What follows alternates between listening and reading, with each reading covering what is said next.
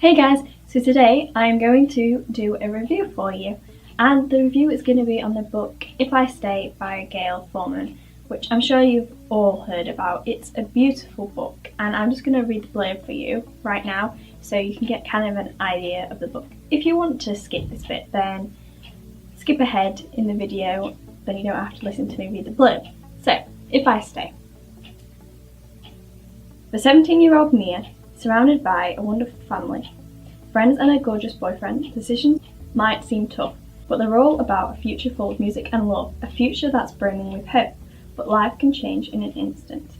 A cold February morning, a snowy road, and suddenly all of Mia's choices are gone except one.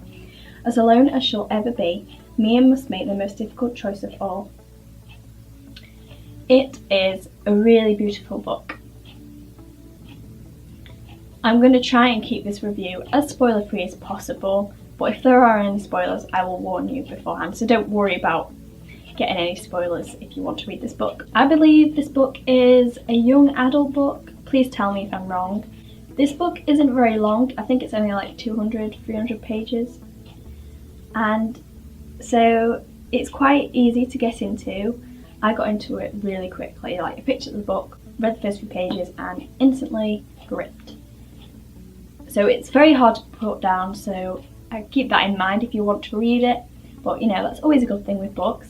It shows you what a good book is if you can't put it down. Also, another forewarning, this book will make you cry. It will make you cry a lot. If you think of The Fault in Our Stars, it will make you cry, just like that book. I think I cried about 3 times throughout this book. The actual incident that happens, which I'm not going to spoil for you, made me weep, like weep. So much. So just a warning for you there.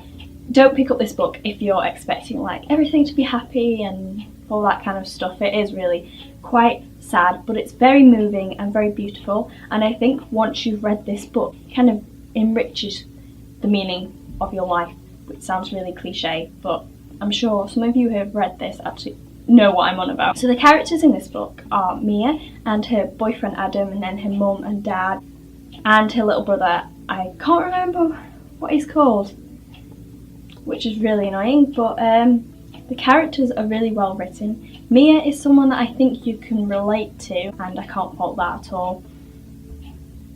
The pace of this book I think is perfect. I don't think it's too fast or too slow, and I know I always say this about books, but honestly I don't think this book had any issues with the pacing. Again, the plot is really good. I've not read a book like this before, so for me the plot was very nice and unique and just refreshing to read a book that's so different. Looking at the world, it's set around this time. I mean, it might be like a few years in the future or a few years in the past, but it's set around the time that we're living now, and so it's very relatable. Overall, I would give this book 4.5 stars because it is beautiful, very moving, and very well written. It is a really good book, and I would recommend it to everyone. So yeah, if you haven't read it, go check it out on Goodreads. If any of you have read this book, I'd love to know what you thought about it, if you liked it or if you didn't like it, all that kind of stuff. If you put them in the comments below, that would be lovely, and I look forward to reading them. I will see you sometime soon. Goodbye.